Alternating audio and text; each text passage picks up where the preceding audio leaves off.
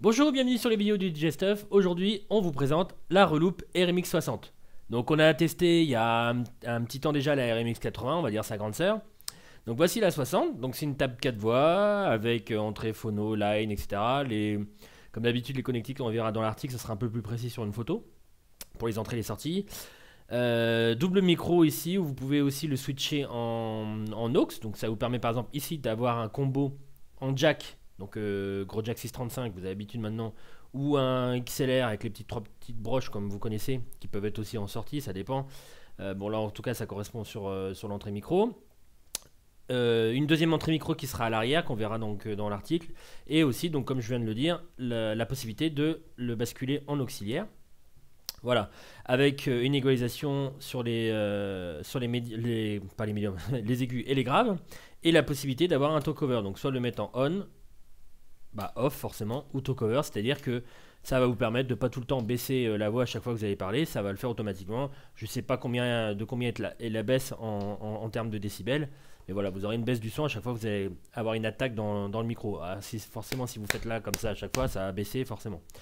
Voilà. Donc je disais 4 voix, avec chaque voix qui correspond, enfin qui a un gain. Triple égalisation.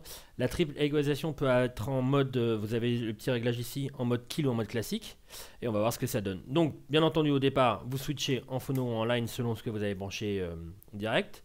Derrière, alors quand je dis line, c'est CD, c'est le même combat, hein, c'est le même niveau d'entrée. Donc, bon, c'est surtout la différence entre phono et CD line, on va dire. Voilà, une fois que vous avez branché vos commutés phono, CD, et ensuite, ou phono line, et ensuite directement vous accédez au gain et voilà ce que ça donne.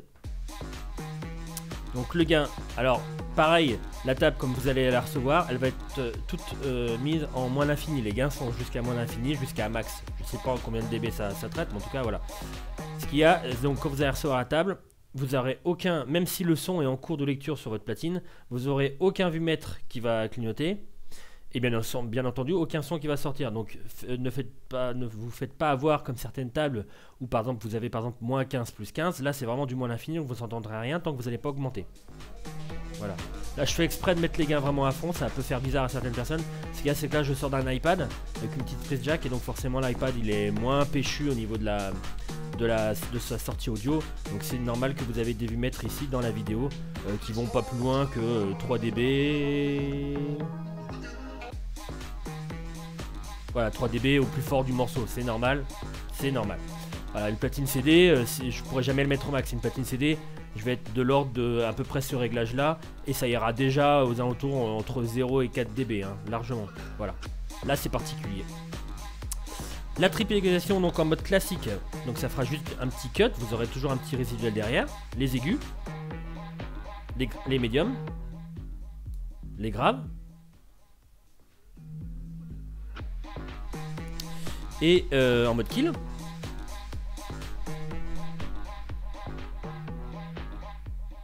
Medium. Grave. Et là effectivement vous n'avez plus rien. Je vais sortir de ma boucle parce que c'est très énervant. Voilà.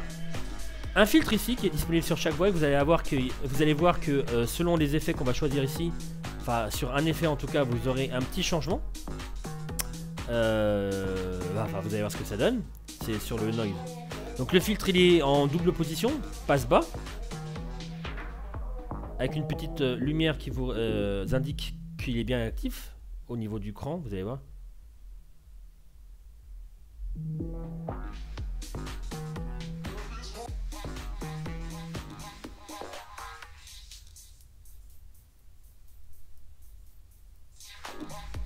Et là voilà, je me trouve au niveau du cran, on voit bien qu'il n'y a pas d'activation.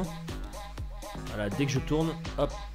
Voilà, on sent la différence au niveau du son et vous avez une petite indication, c'est-à-dire que voilà, si vous êtes dans cette configuration là, vous savez qu'il y a 3 fils d'activer, donc mettez bien votre bouton en position centrale.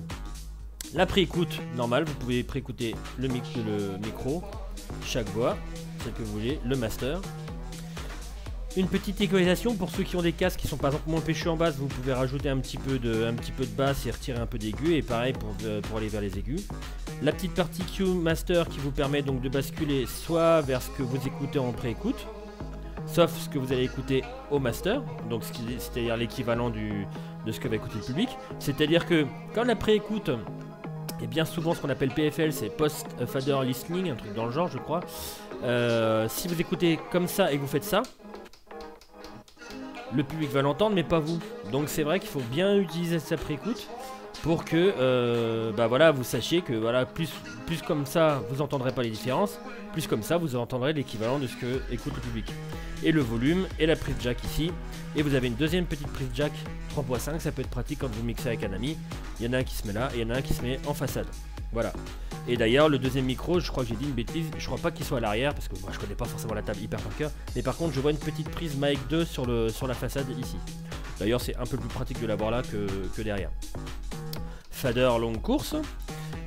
Possibilité de switcher ici le fader soit sur A soit sur B. Donc sur A, on va dire le fader qui se trouve ici va couper en B. Si vous le faites sur flou, il n'y aura rien. Et si vous êtes sur B, ça va couper en A, normal. Je vais le remettre sur flou. Et le fader et crossfader peut être ajusté directement ici, en faisant la courbe. Alors il n'y a pas une répétition sur l'écran du réglage, mais en tout cas il y a le fader ici qui peut être par exemple mis en position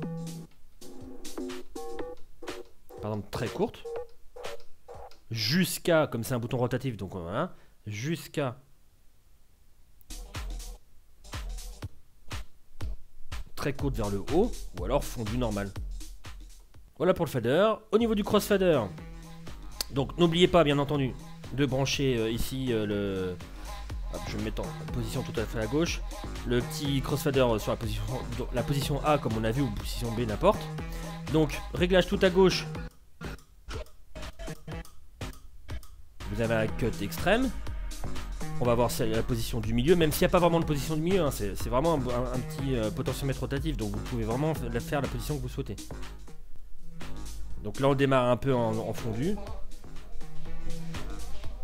Et là on a vraiment un fondu complet, de gauche à droite, comme on l'aurait finalement sur un fader. Voilà pour le réglage de courbe des fader crossfader. On passe ensuite à la petite section qui est juste là, sur le milieu, avec tout ce qui est volume de master, boost, etc. La possibilité de mettre, donc vous avez vu mettre master avec le bouton, le potentiomètre ici du volume du master. Possibilité de mettre en mono, en stéréo pour la partie boost. Le master balance ici, gauche, droite. Et le volume du boost, donc de moins l'infini au max ici. Possibilité donc d'écouter le master comme on a dit. Et le petit bouton ici bit qui sert en fait à régler les temps qu'on va voir ici. Sur la partie effets. Voilà. Donc, on passe directement aux effets. Donc les effets, on peut les choisir donc avec ce bouton, le premier bouton ici. Donc vous en avez 1, 2, 3, 4, 5, 6, 7, 8, 9, que sont le flanger, delay, echo, reverb, gate, pitch shifter, pitch shift, phase, beat crusher et noise. La possibilité de régler, si vous voulez mettre sur une des 4 voies, micro, crossfader, donc partie A, partie B si vous avez fait une commutation. Je vais me remettre sur flou. Et master. Un petit bouton ici qui vous permettra soit de taper le tempo, si jamais vous voyez que sur des rythmes un peu spéciaux, genre drumming, bass, dubstep, je sais pas quoi, il a du mal à calculer, vous pouvez l'accompagner pour calculer le tempo. Vous faites un appui long, par exemple là si je tape, voilà, il va mettre un tempo bidon. Si je tape très vite, voilà, il va mettre un. Si je fais un tap long, d'un autre côté il faut écouter de la musique, c'est mieux quand même. Sur la voie 2. Alors petite particularité, il ne calcule pas direct, il faut enclencher le bouton FX, voilà. Et c'est là qu'il va commencer à calculer le BPM. Voilà. Donc on a vu pour la sélection, le bouton ici. Et le bouton ici va vous servir aussi si vous faites un réglage. Alors c'est pas forcément pour tout ce qui est délai ou écho, etc. Mais si vous voulez faire un réglage un peu plus précis, par exemple pour le noise, c'est assez pratique. Vous pouvez soit tourner la corolle comme ça pour faire un réglage très précis en fréquence, en phase, ou tout ce que vous voulez. Ou alors faire un appui et le tourner comme ça pour qu'il aille beaucoup plus loin. Voilà. Par contre je vais me remettre en auto BPM. Et donc ça va influer forcément sur les temps qu'il y a ici. Et voilà ce que ça donne. Par exemple pour le flanger, je vais me mettre...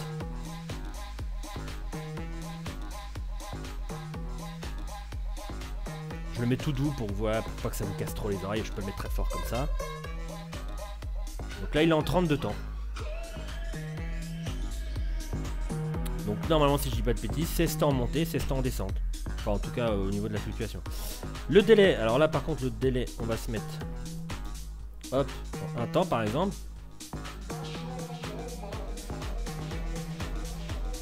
Oh pardon. Un demi.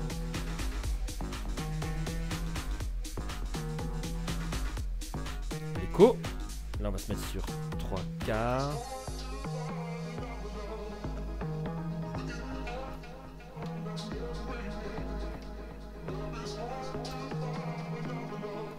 Un demi.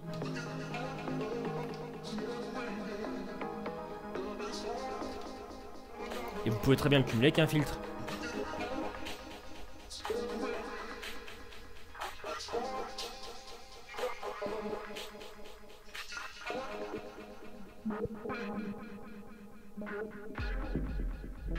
Etc, etc. La reverb.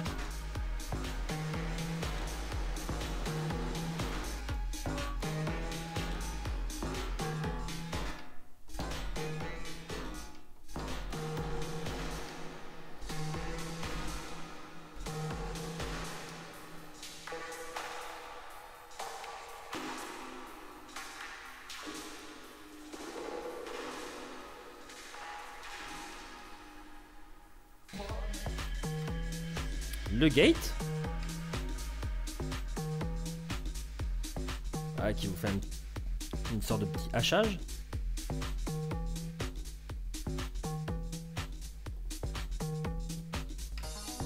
Le pitch shift qui est plus pratique quand même sur une voix. Par exemple qui pourrait vous faire office de... Je sais pas si j'ai une voix là.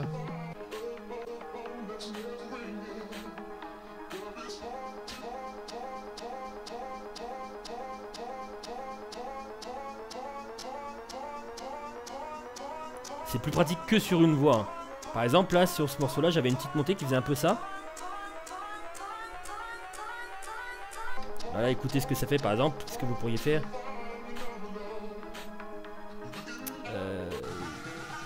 Voilà, ici. Ça monte, ça monte, ça monte, mais que sur la voix, le pitch shifter. Donc c'est un peu cet effet-là que vous pourriez faire que sur un vocal. Voilà. Le face qui est un peu une sorte de flanger mais un peu détourné, qui est un peu plus... Enfin moi je le trouve un peu plus cool.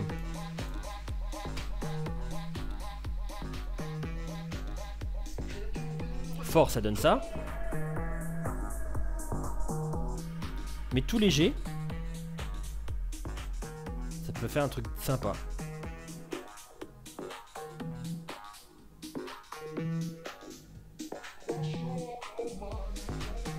Le beat crusher.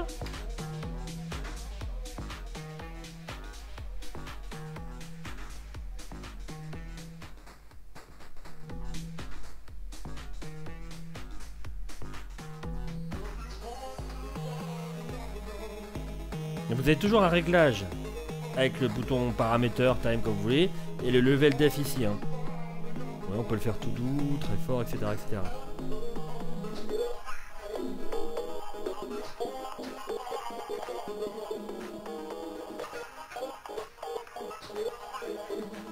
Voilà.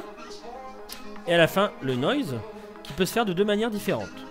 Alors déjà, vous pouvez le mettre sur une autre voix. Je pourrais très bien le mettre ici. Pardon, hop, voilà. Que sur la voix 3. Indépendamment de la voix, où il y a la musique.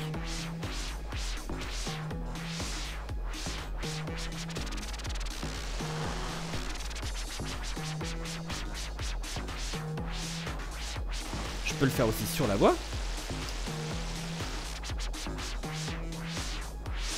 Plus ou moins fort. Et si je le mets à 0, je peux aussi le faire de manière manuelle.